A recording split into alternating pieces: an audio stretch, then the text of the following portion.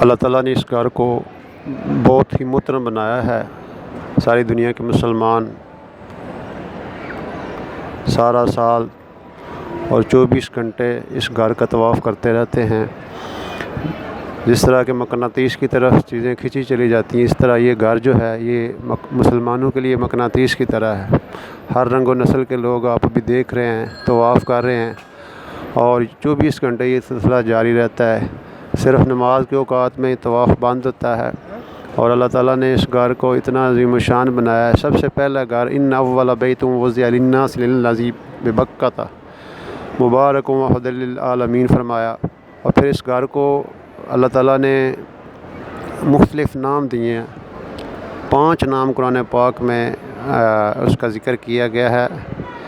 جعل اللہ الکعبۃ بیت الحرام قیاما للناس، کہ اللہ تعالیٰ نے اس گھر کو کعبہ کہا، جو کہ حرمت والا گھر ہے، جس میں قیام کے لیے فرمایا۔ اور کعبہ کا مطلب ہوتا ہے بلند اور چوکور یا چورس، اور خاص انفرادی جگہ کو کعبہ کہتے ہیں۔ پھر اسی آیت میں اس کو بیت الحرام بھی فرمایا گیا۔ پھر تیسرا نام اللہ تعالیٰ نے فرمایا وَأَوْحَيْنَا إِلَىٰ إِبْرَاهِيمَ وَإِسْمَاعِيلَ أَن طَهِّرَ بَيْتِيَ لِلطَّائِفِينَ وَالْعَاكِفِينَ وَالرُّكَّعِ السُّجُودِ، کہ اللہ تعالیٰ نے ابراہیم علیہ السلام اور اسماعیل علیہ السلام سے یہ عہد لیا کہ میرے گھر، اس کو اپنا گھر اللہ تعالیٰ نے ارشاد فرمایا کہ میرے گھر کو صاف رکھو، پاک کرو، کن کے لیے؟ طواف کرنے والوں کے لیے، رکوع کرنے والوں کے لیے، اور سجدہ کرنے والوں کے لیے۔ اور پھر فرمایا